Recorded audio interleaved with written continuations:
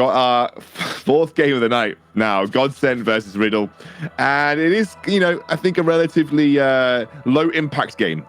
Riddle right now, they are in a good spot in their group. There's no way that top 3 is changing now with the Nordavind win, but they can obviously push themselves a little bit closer towards Fnatic at the top end of the table. And Godsent, I believe, have avoided relegation. I need Orcs, the master of the group standings, to let me know where we are with Godsent, but it feels like both of these teams are in relatively okay spots for where they are. Yeah, Godsent have still potential actually to be matched in playoffs as of now. Basically, the end result would be if Kova wins their next 2 games and Godsent doesn't win a single game, they would be tied. So if Godsent win this, they're clear. If they don't, they're kind of looking at Kova in the next game, but there's still opportunities alive. But obviously, it's very dependent on Kova beating Fnatic in the next game and Godsent losing this one. But the problem for them right now is that they are playing one of the hardest teams in the LEC, right? Or not the LEC, the NLC right Riddle now. at LEC? Is that a league? Right, is that happening? League? I mean, look, GoBook's been on the LEC, so... shut up. Is this insider info? Moving on, guys. They're on a 6-game win streak, and if they win this, they would be on a 7-game win streak. And once again, it's quite huge from a team that started out as horrible as they did. Like, they straight up sucked. And they really built themselves up together to be this strong unit that, have taken out both academy teams on a 6-game win streak. And when we speak to some of the other teams, when we talk about non-academy teams, basically every team see Riddle in that final. And you know what? G2 have never been on a 6-game win streak in the NLC, so I think there's a lot to be said for that. Yeah. Yes. That's the point. That was your point. Line. Yeah. That was your point. Okay, got it. Okay, there we go. That's my analysis. I'm adding to this one. All right. Godsent have gone through the bans. Set, LeBlanc, and Karma banned away. Aurelia and Zinzao taken away by Riddle. We'll see what the final ban is going to be here, and it will be Viego, which does leave Gwen up if people were thinking about Gwen. Yeah, and it's interesting we finally see the ban against Loki. Usually they second pick it on the red side, and they don't mind if they're playing against Lissandra, so they've been having huge success with that one as well. Now, Diana first pick to come through with this one. There is still a lot of good laners you can match up with if you want to play for the top side of the map with the Renekton, with the Lucian, but Excoundrel, you were speaking about that Gwen, and it seems like Riddle, they got that one, and then obviously the Thresh for PlayStation, the Thresh OTP himself. Yeah, and the thing is, like, the Diana's high priority because she serves well as an AP jungler, allowing you to put more AD in the solo lanes. But the thing with the Gwen is you can flex it to jungle, and you're up against a Diana who doesn't have the strongest early pressure, because that's where you might be a bit concerned about the Gwen. Pre-6 and the things like the Zinzao, the Lee Sin, you could be bullied around, but in a pretty comfortable spot. And we're actually seeing the Tahm Kench come out, which I think should be top lane.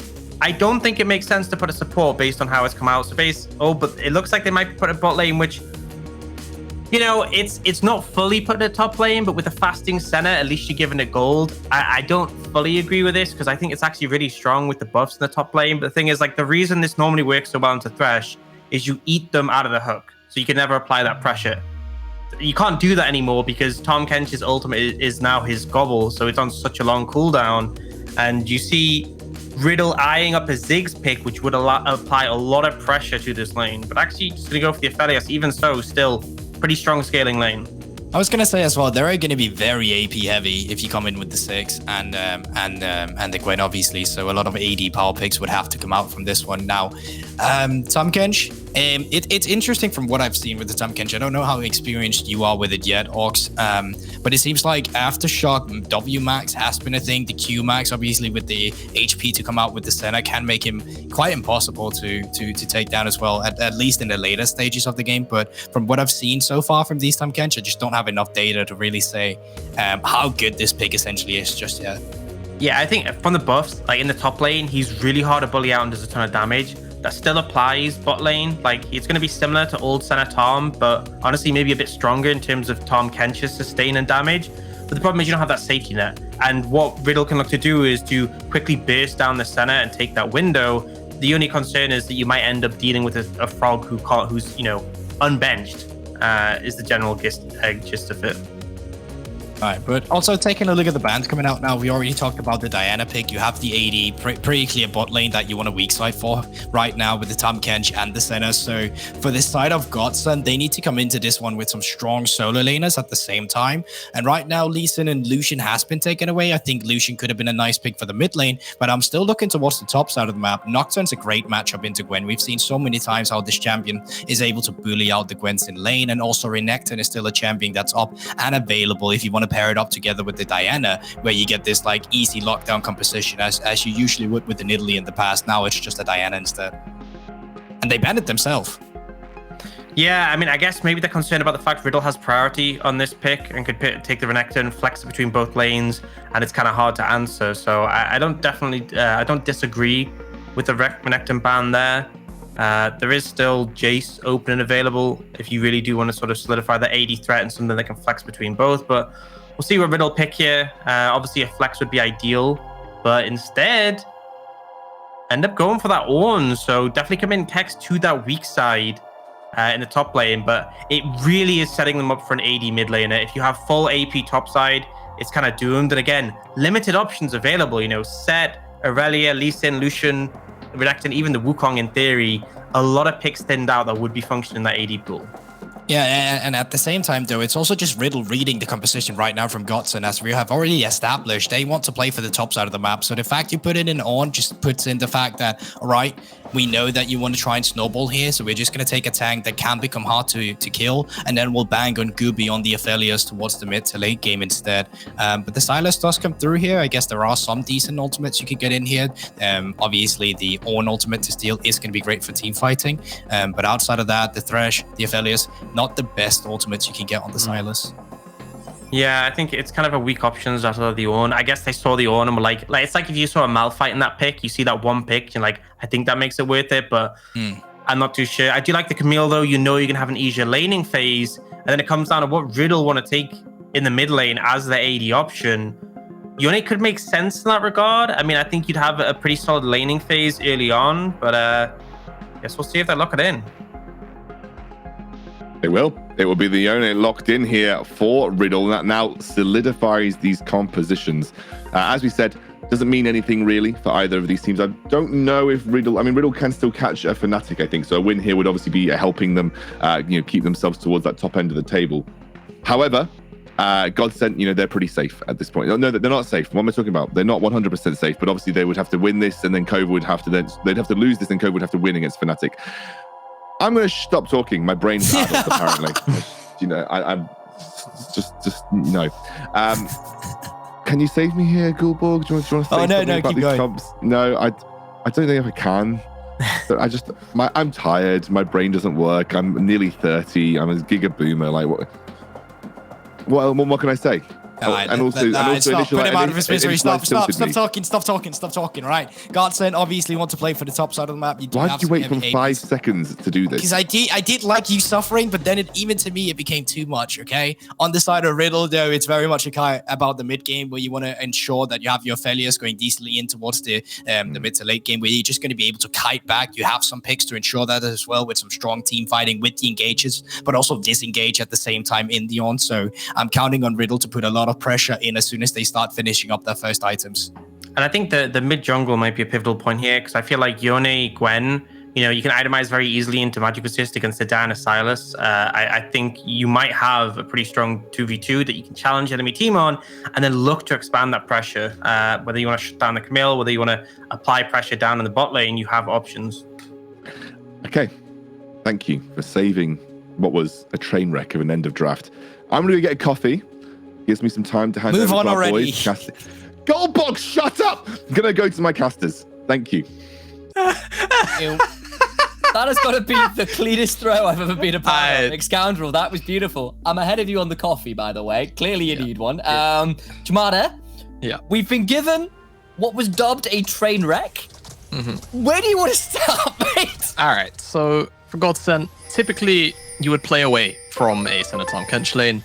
And I think that will likely to be the case here. Doesn't mean it's off the table, but playing into Aphelios Thresh with basically no hard engage, you're asking to get punished. So I'm expecting Godsent to put their eggs into the mid and top sides of the map respectively. Curiously, MC's actually gone Smite Exhaust. Now, I think it's the first time I've seen a Gwen jungle go a secondary combat summoner, at least as far as competitive goes. Maybe it happens a lot in places like the LPL, and I just don't see I've it. seen it a fair amount before with Ignite, never with the Exhaust. Yeah. But I'm aware that's down a couple leagues, generally speaking, from the NLC. Okay. So, but it's definitely been done before. I know a couple challenger junglers have done it, or it's been an option because you have like. You hit like level 3, 4, you get to hit Ignite, and you actually win a lot of matches you might not otherwise. Seen it versus Jinzhao where the Gwen wins that one, which is a bit scary with the Ignite, but or at least we'll see how it plays out. And this one, the Exhaust, maybe an option here versus a few people who would otherwise be fairly dangerous to 1v1. Yeah, I mean, I'm not saying it's bad or I'm anywhere near confused because at the end of the day, lane Gwen does it anyway. But I've just seen it. So first time for me anyway. I'm sure MC more than knows what he's doing. He's played the Gwen many times here on the NLC stage. So just first time that he's actually pulled out a combat summoner, as far as I'm aware. But away from that, Godsent, top side focus, certainly going to be the case. Riddle, they drafted the On for a reason. And it's to sit there, look pretty, get tanky, and then give items out to survive. And survive. The underlining mission objective for Ken. I also want to ask a quick question here, partly because I don't really know how this works so much anymore. Of course, Senna Tahm Kench, pre-Tahm Kench rework was a big lane. What does that lane actually look like now with the Tahm Kench rework, where of course Abyssal Void has become Abyssal Dive, switched with Devour between ultimate and regular ability? Like, what does that lane look like considering the Devour is just not a basic ability? Yeah, it's certainly going to change the dynamic quite a bit. One of the core strengths of Senna Tahm Kench was sort of the dual versatility of being able to save each other, right? To Devour. Yeah. And then, of course, in Senna's case, kind of everything in her kit is built around kind of Thane or... Ooh, okay. Nice. Interesting moment there as Ven's going to find himself a little bit deep there, but will extricate themselves. The Abyssal Dive was quite deep, but does manage to get themselves out without too much burn. That'll be the Exhaust down in trade for the heal from Gooby. Yeah, they get Gooby's heal, but certainly one thing I've just noticed here is if Yusa does land the root and they know it's going to connect, they can guess where he's going to get rooted, and the Abyssal Dive can come out ahead of time for chain CC. So that's definitely one of the more aggressive strengths. But I think once you hit level 6, you sort of return to Tahm Kench of old, where it's relatively hard to punish. So yeah, I think it's going to look relatively the same in the early stages, maybe a little more aggressive options. But all in all, the thing is still going to remain of Riddle should have priority down the bottom side for a majority of the early laning stage. And we've seen that so far. MC full clear as well, down to the Skull side. Check to see if the Krugs are there. They weren't. And same thing for Aesthetic, pretty much. Mirrored full clear. So both these junglers going to go get a reset off, spend their gold, and return back out onto the map. And with both these junglers being so farm heavy, and honestly, a lot of these lanes... Okay, I don't want to jinx it, but not a lot should go on. That sounds very much like a caster curse. It sounds a lot like a caster curse. It does sound like a caster curse. Yeah. I'm a bit worried. On paper, the only place where it should get bloody is like potentially the mid. That's kind of it. I think, you know, Aesthetic needs level 6. Riddle's MC, I mean, Gwen is Gwen, right? She can kind of skirmish from as early as kind of right now. Sure. However, would like to have the Orm available, yeah. Okay, that's a hurt, but Aesthetic is actually down here, which feels a little bit against what we were expecting. We said, well, topside focus, surely with the Camille, but is here maybe just to help shove out, not for anything more aggressive there. So currently, Caster Curse not turning into anything as yet, and just an early shove out to potentially allow a pretty early back for Yusa and crew. Yeah, and trying to actually make the wave crash. They didn't stick around to stop Gooby and Flay from actually... Oh boy. Knock up. The Abyssal Dive still lands even with the Dark Patch. Now PlayStation's in trouble trying to make their way out, but you know, you're going against a guy who literally named himself after a move on the champion, trying his very best to keep his AD carry alive. But that is the flash now down from Gooby, but it's also the Tahm Kench flash down as well. So be interested to see who comes out worse for wear from that one. Yeah, but the thing is, if Godsent do want to come down here and punish, Gooby with no flash is basically just working off of whatever Flay can give him, whether it's Lantern Flays, good timed hooks as well. Other than that, it's going to be kind of by himself, and we've just seen sort of back to back, you get rooted up, the knockup comes through. looks pretty damn strong in terms of damage and the CC that comes out. We're going to probably see it here again. So I actually, what's the cooldown on the Abyssal Dive? I would imagine it's got to be something like... So you get so it's short, but if you hit it, you get well, it's quite long, but if you hit it, you get a 40% reduction on it. Ah, okay. So the fact you can pretty much guarantee the hit if you land the last embrace is pretty strong, but MC is here with my favorite statement of all time, Gwen is immune, to ensure the wave gets shoved out with the help of the Infernum there. MC stepping forward with the skip and slash, but those health bars are mighty low, but the mana pools also lie on the also low on the side of Godsent, means not too much to be found. And Kubu all the while gonna force Hex to clear out the wave with the Call of the Forge God. So you want to see if you're not, but it clears the wave. I mean, no, it's great. It's great. I mean, if you sort of take a look at the top side here, there's no vision for Riddle, and the fog of 610 plus just the threat of a stack being up here was enough for Keck to just say, okay, I'm gonna R now. And it was a pretty big wave, so made sense. It was a good timer for Godsent. And now actually going to eat a not so great trade.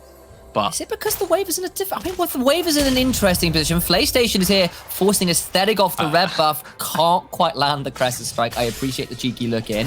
But that's a well-placed roam from Playstation there to defend the top side of the map. And I'm immediately made to correct myself, because you're right, that Call of the Forge God made a lot of sense, especially when you see what especially when you see what else is going on. But 610 was thinking about something in the mid lane here. You know, Fate Sealed is a great ultimate to steal, but again, PlayStation just around to shield the lanes, managed to do that across both solo lanes in the matter of about a minute there. So good stuff from the Thresh player, but Yusa is around as well. Could maybe look to get something.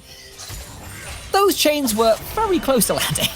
All the while, Gooby is in a lot of trouble. Good lord, not quite a level 6 for the Devourer available, but yeah, turns out when you're getting those Abyssal Dives from out of vision, Felios has a pretty rough time. And he's going to do it again. Yeah, you see me want to do it once? See me do it again? Going to try and go in. He's got the exhaust. I'm going to start running him under. He's got thick skin to work with. One more Tunnel Ash. The acquired. He missed! He just dies at the turret! Oh, no. It's sub 20. Yusa through the creep. He's going to think about it, but... No! The piercing darkness, no!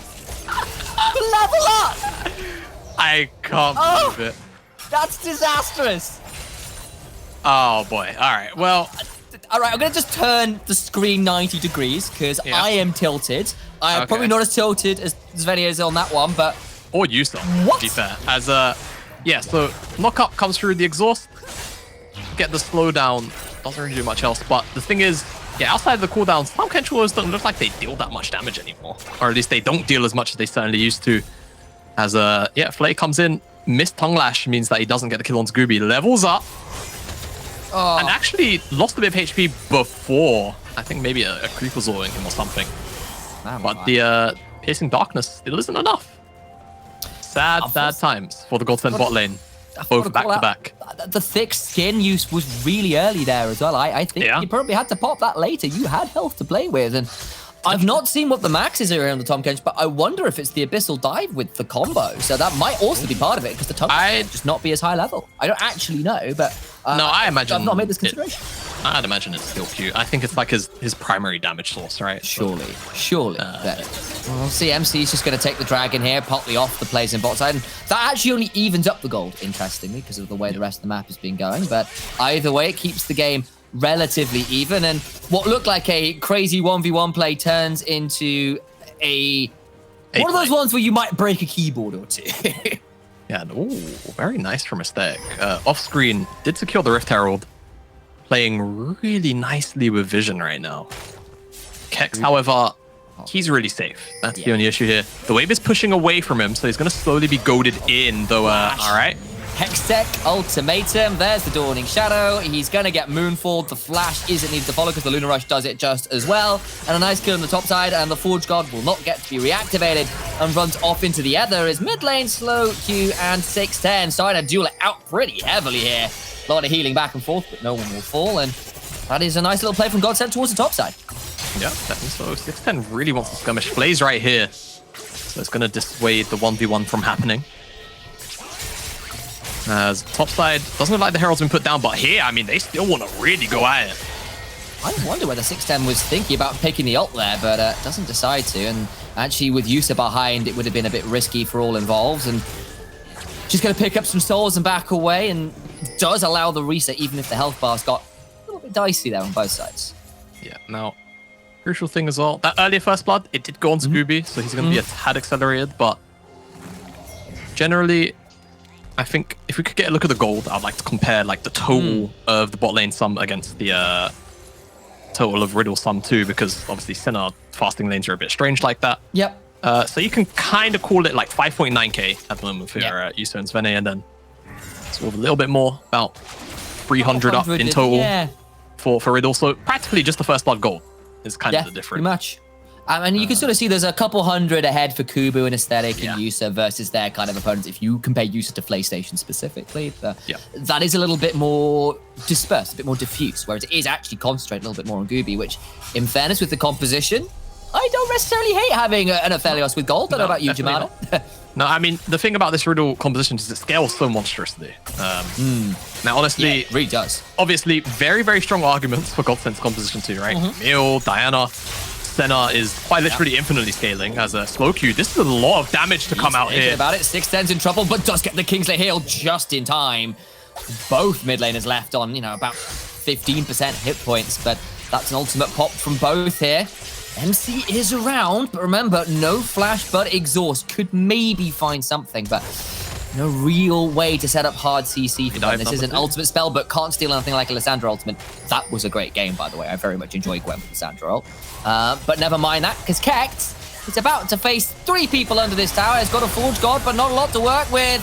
He's going to get knocked down for the count. Diana picks up another kill, and Aesthetic feeling pretty happy about that one. Summons the Herald to as well. MC is here. Can maybe try and push people away, but I think it might just be a little bit too late. Herald's still going to get the charge. He'll get 2 more plates, and we're pretty happy about it. 3v1, don't feel the urge to die for Gwen.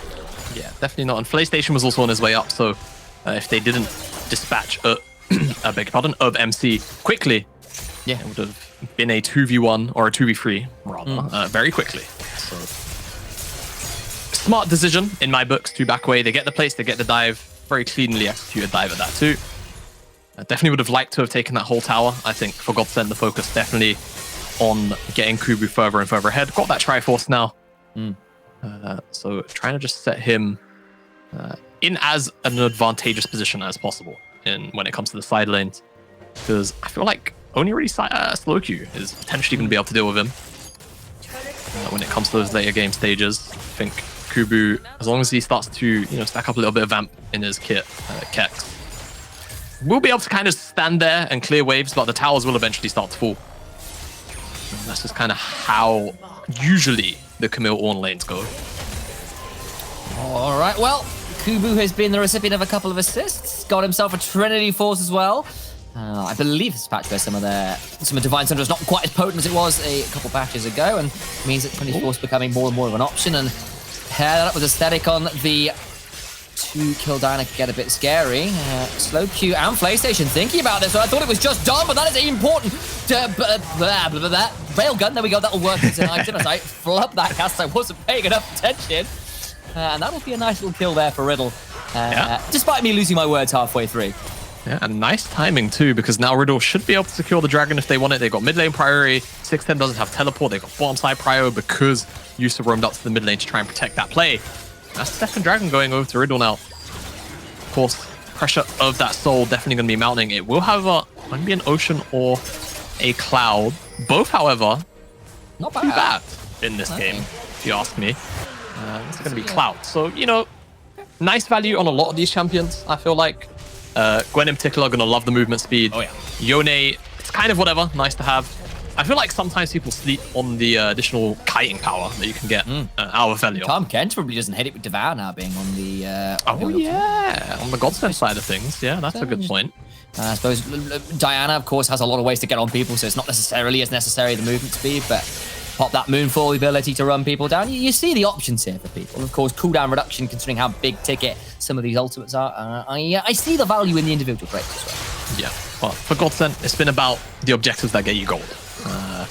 And right now, definitely showing a bit in the overall gold difference. About 1,500 gold at 15 minutes in. Not too bad, not too shabby. gold on our screens. You can definitely see Aesthetic pulling ahead of MC when it comes to the 1-to-1 gold. Not something you can often say about when MC's in the game. True enough, but Aesthetic with a couple kills and a slight CS lead has definitely done a good job of getting themselves ahead in this game. It's certainly one of the prime threats compared to the likes of Gooby and Slowq. And speaking of Gooby, that's Vina going in, but I don't know whether you want that dive, but look who else it's Kubu. And Gooby trying to heal up as best they can, but the onslaught is cut short. And now PlayStation is going to try and escape. Blast Embrace not going to quite land. Did not want that hug of death, and I really can't blame Fresh there. Another good lore matchup, it turns out. We've had a few of those tonight, especially considering the current event going on in the client. Yeah. And nice little pick up in the bot side. Yeah, nice pick. Kubu rotate down to the bottom side. Had no business to be in the top side anymore. Should come off a reset.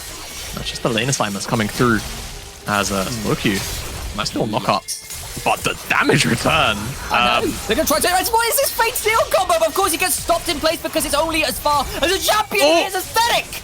And the Crescent Strike. That one's beautiful enough to put in a picture. You can hold that one to your namesake. All right, now MC is here. But he's had to do this around 2 Heralds. Let's see that replay one more time because that one was close as you like. Yeah, so Slowq comes forward. It's just a damage return. Kingslayer plus a couple of auras and the Q. But the Fate Sealed lands onto both of them. One against another. Another Kingslayer heal comes through, but it's all about Aesthetic. Slides in. Uses the flash, double dash, plus the Crescent Strike. And again, pulls a little bit further ahead of his counterpart. 3-0-0. 400 bounty. So Riddle definitely have to keep their eyes on him. If they can take him down, it's a nice chunk of gold to go into anybody's pocket. Wouldn't be too sad about that one.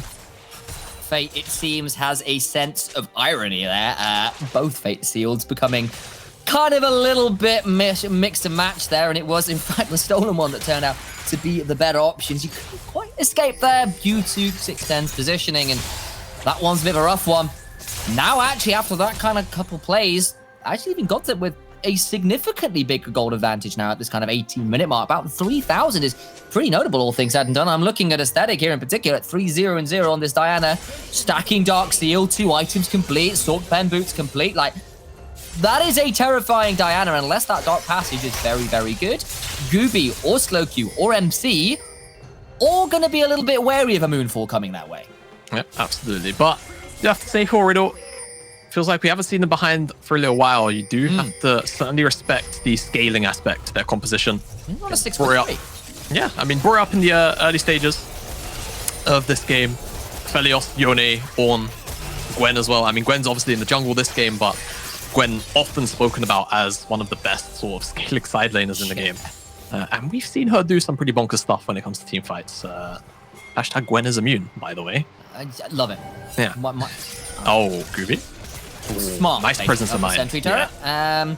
Does a lot of work there to spot out the potential flank, but that's left Slowq out to drive. The Abyssal Dive comes through, and Slowq is put in the deep end. Spinning now, trying to flash away. There's going to be a turnaround to that flash in, that teleport in from Kex. Going to be pretty big. Misses the call of the fourth, but actually maybe looks Aesthetic all the time. Look at the other side though. Gooby now in trouble, getting run down. I'll get the ultimate right this time. It's a dawning shadow, but Gooby just survives. Shadow of the day, not quite enough to pull that one out. Gooby! What? Takes out Kubu. That's gotta be illegal. Someway Aesthetic though, pulling Cook back in. He's still just so low. Godsent under tower has been a bit of a disaster. That will be the moonshot versus Diana. That feels a little bit anticlimactic and anti-aesthetic considering the names. But either way, that is a 2 for 2, all things said and done, despite everything popped everywhere. They potentially, I picked the replay coming up as a signal of it being okay. As, Slowq, nice CC chain, honestly, from Kubu. Knocks him back in. Intentional or not, very nice to see as Vene gets caught out by the death sentence. Not much you can do about it, just kind of has to accept his fate. As Aesthetic does get knocked out, but it doesn't really matter. It's all about Gooby, almost getting locked down by Yusa and 610, but has the HP to survive. MC off on the side, that's where I had my eyes, but over on the backside, the Aesthetic that slides in, and Kubu isn't able to find Gooby. Almost gets on top of him with another hook shot, and the Moonfall, plus anything else, the Aesthetic could have done an auto attack. A heavy breath, not enough to take down Kex. And the result of the reset is Godsent picking up their first Drake of the game and preventing Soul Point from Riddle. That's a bit of a frustrating one. Yes, Gooby now getting strong. Keep your eyes on that Aphelios. 1 item complete. So slow Q as well. The Immortal Shield Bow is in. He's going to be harder to pick as well. You can see, you know, actually the last Whisper second here as well from QB as they've back looking to go towards that Lord Dominic's Regard second. And honestly, considering who they're hitting at this point, can't really blame them. But Kex starting to hit those levels now. There's these ornaments coming through. I'm looking for a Wormfall and Sacrifice at some point. For Gooby, it will be a big deal. I've got to remember what the name of the Immortal Shield Bow and the Riftmaker upgraded are, but I'll get to that in a moment or two once my brain has a chance to work. And that scaling angle from Riddle is still viable. Yeah, absolutely. Once we see Kex tick over another couple of levels, I actually can't remember the total gold value increase of the items anymore. But my big generalistic guess is going to be like somewhere from like 800 to 1,000, considering the old ones were... What were the old ones? They're about the same, right? So, give or take, it will start to shave the, you know, the gold efficiency, the gold lead that Godsent find themselves in is going to sort of, by stats, feel a little worse. But at the moment, I mean, item advantage certainly is in their favor across the board. So Godsent going to feel relatively comfortable forcing wherever. I think, honestly, trying to maybe bring Riddle in towards a Baron fight where you can try and find an angle could be nice. Yeah. MC is here, but just not quite enough. And Sixten just got the Kings there, and he's back to feeling okay again. And one of the big deals, well, Jamada here is Godsent have all out of towers. Riddle still have none. That's hurting their map control right now as well. Big time. Yep. Just means Riddle typically going to be second to a fair amount of plays. If it's Godsent with the priority, they're usually going to rotate over first. Trying to pick on Kex down here on the side lane. Don't want to have anything to do with the top side of the map right now. But I mean, focusing their attention towards the bottom tier 2 simply because it's just gold, right? 600 so much, spoken about it a lot. Should be used to it by now. Trying to pick on slow Q can definitely be a bit tricky just because of how slippery he can be on that Yone. You certainly understand it, but how much time do you really want to give Riddle? I think is my question. That's a dangerous question to ask. I mean, Valios now got a second item. Be sending some very strongly worded regards. I don't think you want to receive a letter from this Aphelios right now. His second item complete. Looking like probably an Infinity Edge second here from Slow Q as well. That's only another component and a completion cost away. So that's not super far off either. So, you know, there's still 2 minutes till this next dragon. So there's a world where that gets complete as Kubu, though, is scaling up themselves. And the problem is Riddle are still behind an item. So I'm looking at 2 items on both mid and jungle alongside the top laner. Yes, the center's are way behind, but not actually seeing the stacks yet is actually something I need to keep an eye on as well. So there's still a scaling angle there, and Anathema's change now complete for Tonkan. Just, you know, hit that 70+ mark, which was an old school point for saying, okay, Senna actually does some damage now. And, you know, not like Godsent are entirely shy on scaling either. No, definitely not. Hit on there already, Kubu, and Yusa on the center and Camille. It's going to be a fair amount to handle for Riddle, but, you know, they've got their one source of hard engage. They've got a decent amount of follow-up to it from a lot of their champions, really. And it's going to be about how Riddle can approach the fights from their point of view for Godsent. Trying to potentially set up pockets of fog so that Kubu can find these angles, or Aesthetic can get these really easy to pull off moonfalls. And just trying to remove Gooby or MC off the map, or even slow Q once he has the items. That's the thing, you know, this next dragon probably going to go over to Godsent because Riddle, quite frankly, don't have the map control. They don't have the items right now. But everyone's close to 2 items. You can see MC almost has the Nash's Tooth. And like you highlighted earlier, Slow Q on his way to an IE or a Phantom Dancer. He's got the components. Typically, you would see the IE picked up. Sit on the Zeal for the attack speed because it works exactly like Yasuo's does, where the more attack speed you have, the lower the cooldown of your Q. Or still, so once Riddle hit those iron spikes, and those upgrades start to come in, they're probably going to feel comfortable to try and, you know, find fights. There's a level 40 hit by Kex, so somebody else is going to have a very nice time here looking for that second item upgrade. Abyssal Mass just complete from Kex as well, so getting very tanky themselves. Of course, has the Rhyme Forged Grasp himself in inventory, the Frostfire Gauntlet upgrade. Who do you actually want to see this first item upgrade, though, I've got to think of Felios. It's got to be Gooby. Yeah, it's got to be the Felios. I don't think you give it to anyone else. Kubu, we saw that. Don't worry. Observer made sure to catch it. Won't bring it up again, but we did see it. And yeah, I don't think it should be anyone else. I think you kind of have to give it to Gooby. Sure. He is a large focus of this composition. And in general, Gooby as a player is usually a pretty big talking point on this Riddle roster. So I expect him to get that item as soon as they can sort of cross paths. He's actually level 15 Kex now, so getting there as well. So there's got to be surely some item upgrades coming at some point in the near future. I'm looking for that Wormfall and Sacrifice, maybe a Blood Ward on Yone or the Ikathia's Ruin. Am I remember that right? Fine. Come on, Something Ikathia's like Curse. Ikathia's Curse. There we go. Yeah. Finally remembered those. It's play-by-play curse when you're trying to do Ornn. You got to remember all these extra items that you see. I mean, once in a blue moon, it feels like right now. Quite frankly, I was pretty upset when they reworked the items. There was just cool ones.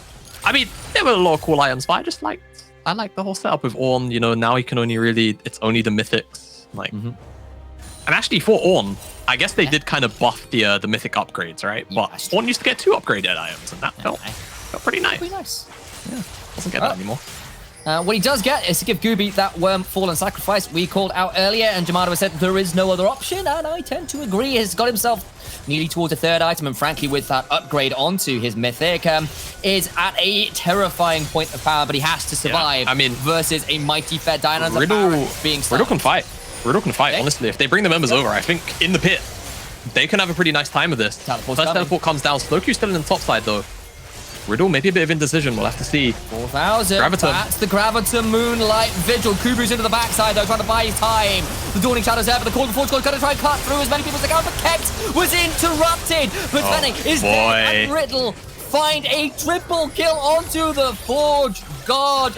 You took too long. The items have come through, and Godsent, what are you in front of a Forge God? 4-2 and 2. It's just too much time, I feel like. But at the same time, you look at the game, you look at how the last sort of 10 minutes has been.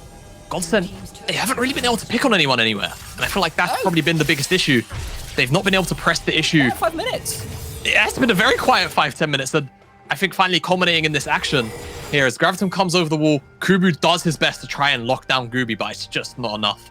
And Gooby's able to retreat into a comfortable enough position. But look at the Fate Shield as well. Onto multiple members, into another bounce house. Too much AoE to deal with, and all the while Gooby free hitting as well. Definitely MVP Kex for that fight. Either way you want to look here. And now Riddle, gold lead, map lead. They haven't taken that bottom tier 1, but I mean, look at the gold difference they just rescued themselves from. Right, that is a huge swing. We know the memes, Jamada. We know the Twitch. Jamada Coaster is a thing, and I think we're in for another wild ride. That is a mighty turning gold. Yeah, that is that's a Jamada Coaster if I've ever seen one. Scream if you want to go faster, apparently, and Riddle have decided the climb up the hill has happened. It's time to hit the downs. They've got all the gold they need. They got the Baron. They finally got some towers, and now Gooby is going to escape the Abyssal Dive as well. Aesthetic, though, can look for this. Doesn't quite land the Moonfall. Gets Flash One, and now he's in no man's land. God. And it's eclipsed entirely by Gooby's damage. The Call Force go around the backside as well. Going to knock up 2. Yusa trying to flash away, but Svenna is dead. 2 rights. MC drops the mic on Tom Kent. Ain't no escaping from that one. And his flow as the River King ain't quite the match of Gwen in the jungle. Yeah, definitely not. Kubu doing his best to try and keep the creeps away from his team's base, but Riddle will go back and disturb that. So they'll walk this wave into the mid lane as Call of Forge got by. I thought that was off cooldown again. Yeah, no, that would be very ridiculous. It's going to be cast. And Riddle, with the wave sort of thinned out, not able to get much more. So potentially, Kubu. Oh, he's in so much trouble. There's so many items, there's so much gold, there's so many members, and that is a very scared Kubu. Yes, he's doing some damage, but he gets knocked up. And there's no volcanic fissure deep enough to save you from that one. He goes down. That's another turret down in the mid lane, though. Maybe they can get something. I think you're winning. He just does so much damage. The Blood Ward is magic enough. Gonna try and stay alive best they can. It is a 3v2, He's but still the not rest dead. of Riddle are here to turn it around. The healing, the shielding is just so damn much. The Forge God is summoned one more time. That has been a ram jam a few too many times. And when you got a member called MC, the remixes turn out to be better. They find it here, a triple kill over the Gwen jungle. All those Ornn items hit. The scaling mark is over. And Jamada, the hands have been up, the roller coaster is over, and Riddle come up with a 7th win in a row. Yep, they enjoyed their ride here against Godsent, but they will take the win eventually. Godsent, you got to feel, just gave Riddle too much freedom, a little bit too much time. Back end of that game, certainly primed and ready to end the win streak, but maybe just sort of lacking that final decisive strike for me. Or just in general, I feel like credit to Riddle as well. They played out that deficit really well. They didn't give Godsent very clear opportunities to actually punish. So honestly, great stuff from Riddle. Definitely a bit sad to see Godsent not necessarily take the win here. A little bit of upset, but quite frankly, I feel like Riddle, they came in, yes, fell behind, but they did their job. They scaled. That was what the competition was made for. They managed to stall out long enough. The Ornn items come through, and Gwen, Yone, and Aphelios is a hell of a scaling combo, it turns out. And it makes for an interesting match next as well with Fnatic, with the Tide in at least game wins right now. So Ball and Fnatic's court is interesting, but that's looking a little too far ahead because we've still got to discuss the breakdown of this game, which we have a wonderful analyst desk for. So we'll throw to a quick break. We're back with some more after that.